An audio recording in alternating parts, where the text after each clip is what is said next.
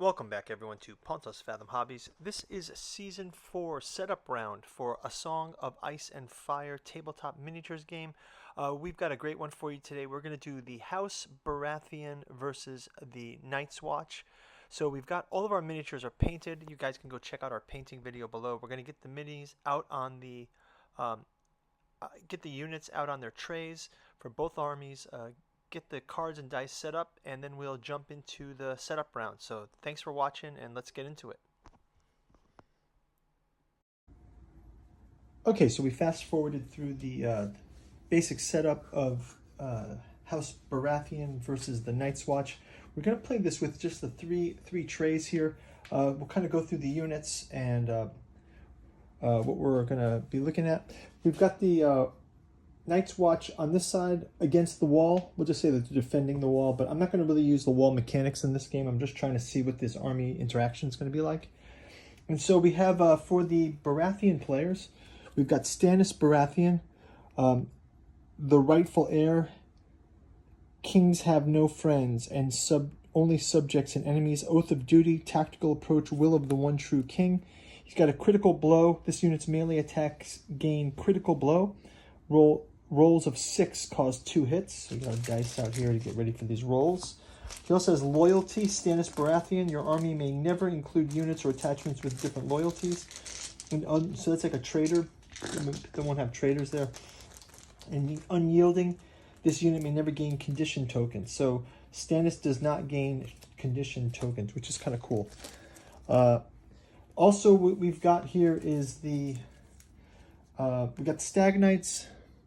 We've got the Baratheon Wardens, and we've got the Baratheon Sentinels, one of each.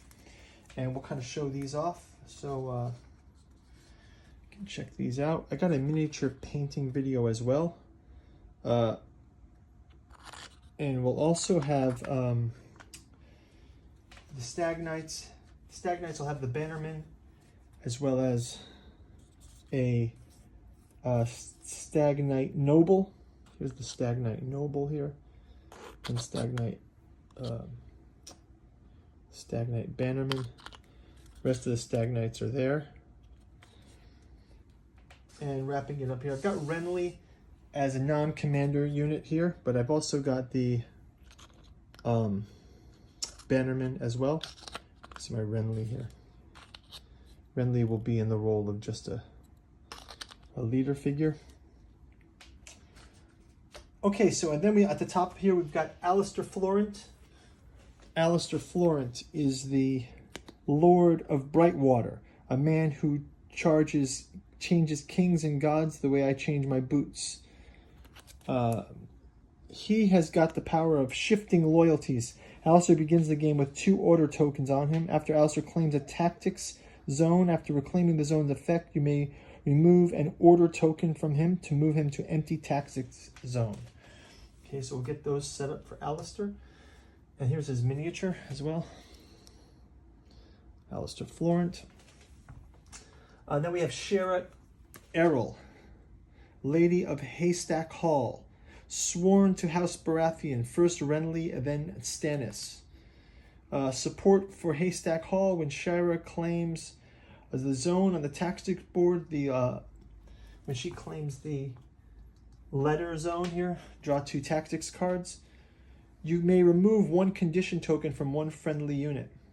And when she claims the money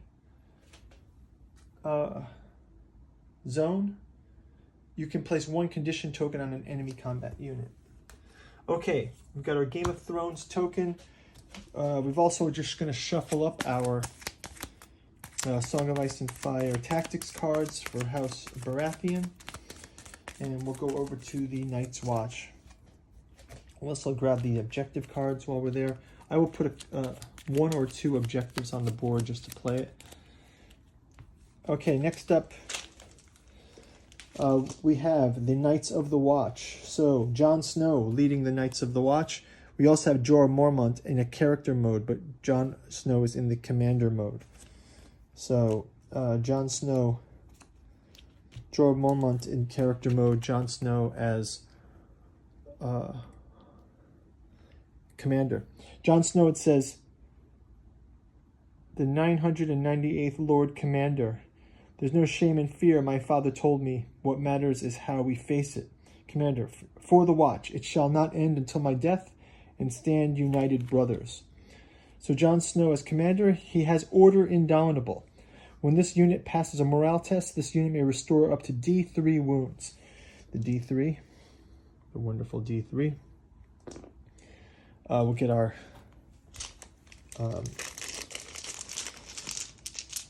Guys, tell me if when you first time you played this, if you mistakenly thought that the crows were the aces, not the sixes. I did that the first time. I was like, what is going on? And then I realized, oh, wait a minute.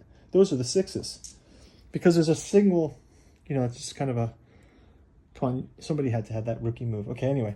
Next one up is Bond, Ghost. When the unit activates, Ghost may activate before or after this unit takes its action. I'm not going to play with Ghost just to keep things equal between the two groups. So Ghost will be out of commission. Let's just take a look at Jorah Mormont. It says, the wall was made to guard the realms of men, and not against other men. He has oath of duty. Jorah Mormont, the old bear. Influence. While this unit claims a tactic zone, attach this card to a combat unit until the end of the round. When influencing a unit, you count as controlling of all tactic zones with any vow attached to the unit. And then we've got, for our characters, we're going to be playing with, we got the watch captains on the board, and we also have got the sworn brothers, and we'll go through these as the turns go by. We got we do not have ranger trackers here.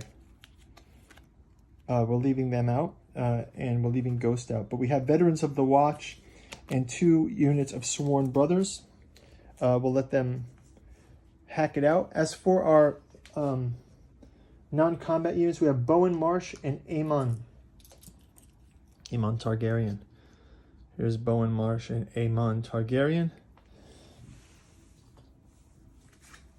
Aemon has got, knowledge is a weapon, Jon. Arm yourself well before you ride forth into battle.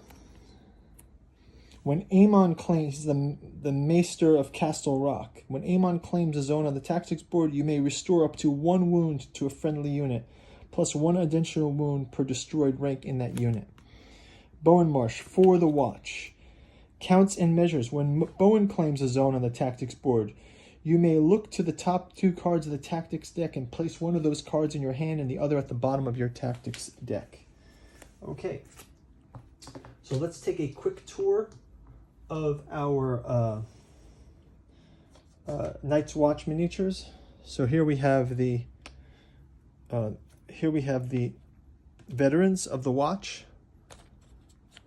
and you have Jorah Mormont here, looking cool.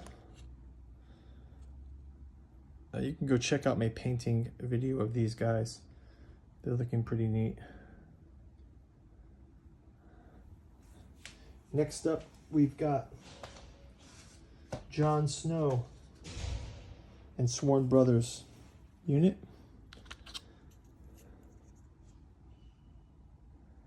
Got Jon Snow here.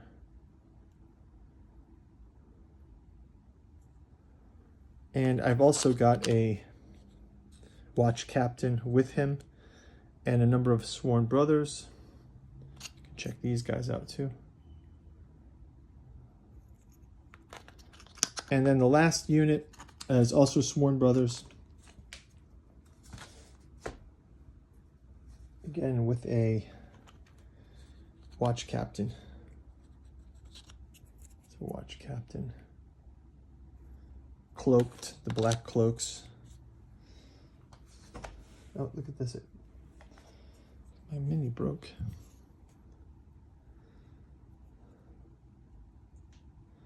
Grab a bit of glue for that before we start playing.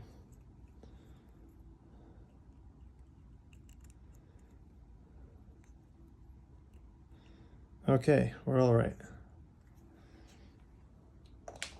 Okay, so we're going to shuffle these tactics cards up as well. Get the rest of the setup ready, and we will see you in round 1. Thanks everyone for watching, and looking forward to jumping into this. We'll see you in the first turn. If you can, check out our bookstore below, Genealogy of Cthulhu, Archaeology of Yog-Sothoth, Psychoanalysis of Rilliah. You can also like and subscribe, help to support the channel. If you're interested in our upcoming Targaryen paint through, we're going to do the Targaryen starter set miniature painting. You can ring the bell and you'll get notified. Okay, we'll see you in round 1. Thanks for watching. Bye-bye.